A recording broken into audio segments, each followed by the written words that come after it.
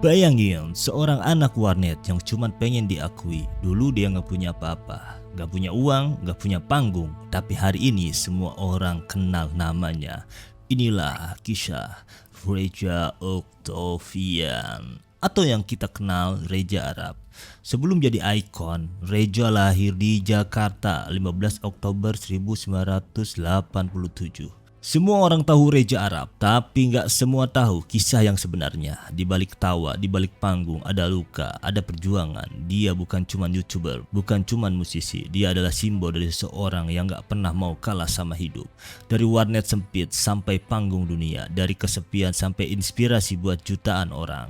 Ini bukan sekedar cerita sukses, ini kisah tentang jatuh, kehilangan, dan bangkitnya Reza Octavian. Masa kecilnya keras, broken home, minim kasih sayang.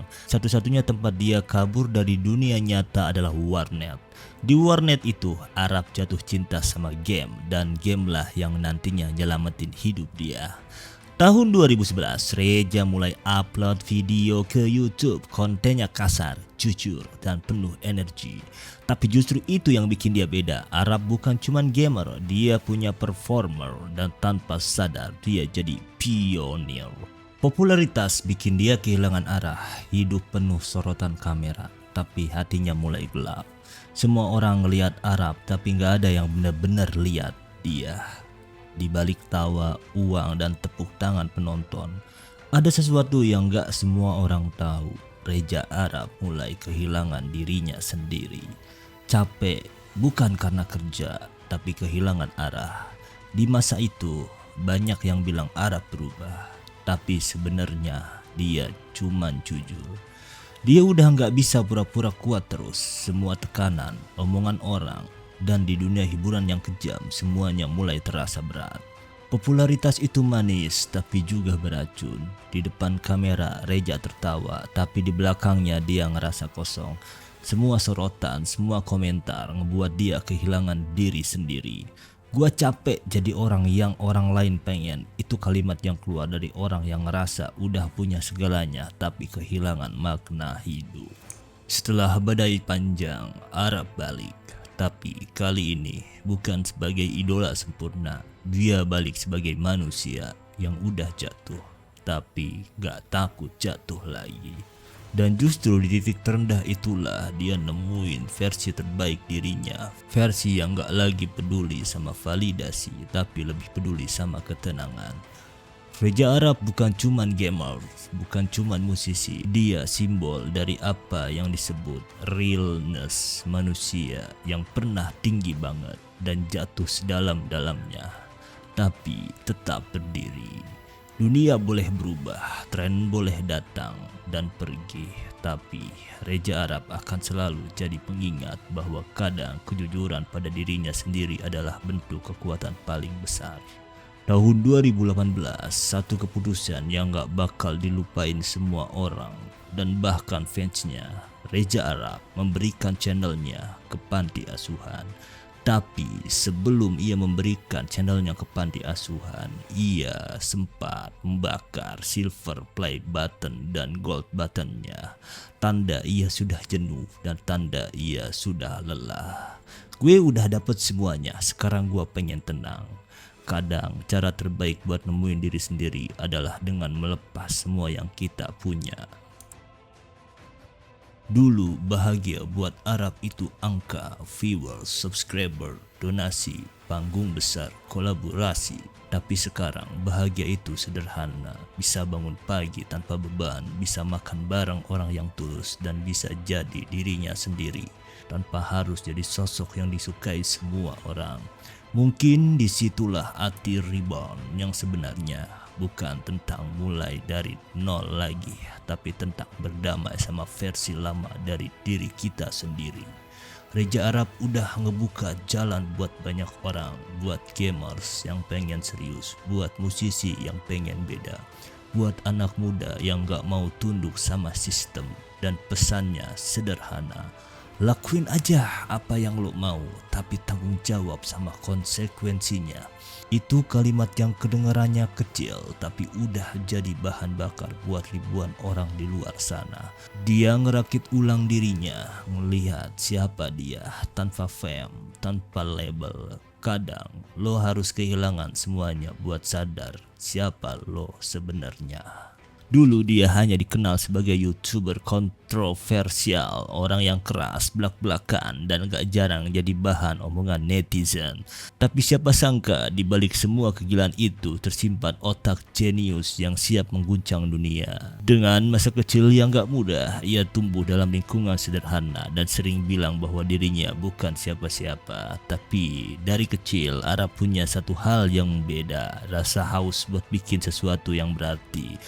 Dia mulai dari dunia game, membangun channel YouTube dengan kepribadian yang eksplosif, teriakan, tawa, dan kata-kata kasarnya bikin orang gak bisa berhenti nonton. Tapi di balik layar, Arab punya sisi yang gak banyak orang tahu. Dia selalu bilang, gue tuh pengen banget bikin musik dari dulu, tapi gak tahu mulai dari mana. Dan kalimat itu pelan-pelan jadi api yang terus membakar dirinya. Tahun 2016, IDM mulai jadi tren di Indonesia, tapi belum ada yang berani memadukan identitas budaya lokal dengan elektronik modern. Sampai akhirnya takdir mempertemukan 3 orang yang sama gilanya. Eka Gustiawan, musisi dan produser dengan bakat komposisi luar biasa. Billy, DJ muda berbakat dengan kontrol ritme yang presisi, dan tentu saja Reza Arab, energi liar yang gak bisa dijinakan.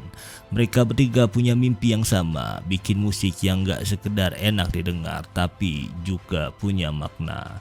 Seiring berjalannya waktu, Billy pun keluar dari World Genius dan masuklah Gerard Liu.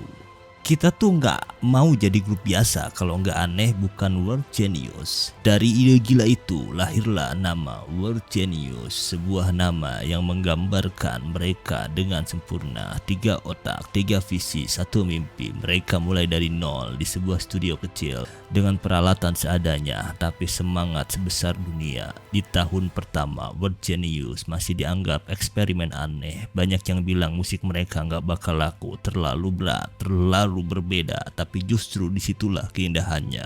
Lagu-lagu seperti Dream dan DPS menjadi tonggak awal, campuran synthesizer, melodi Indonesia dan emosi yang dalam. Perlahan nama World Genius mulai dikenal, dari gigs kecil di Jakarta sampai tampil di festival musik besar. Mereka bukan cuma bikin lagu, mereka membangun identitas.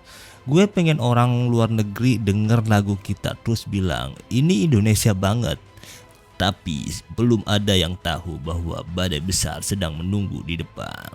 Tahun 2020, dunia dilanda pandemi. Semua orang di rumah, semua panggung sunyi. Tapi di tengah kesunyian itu, satu lagu lahir, sebuah mahakarya yang menggetarkan dunia. Lagu yang memadukan bahasa Jawa, melodi tradisional, dan drop elektronik brutal. Sebuah karya yang gak hanya terdengar tapi juga terasa. Visualnya penuh simbol, lirik gelapnya tapi dalam, dan pesan dibaliknya kuat.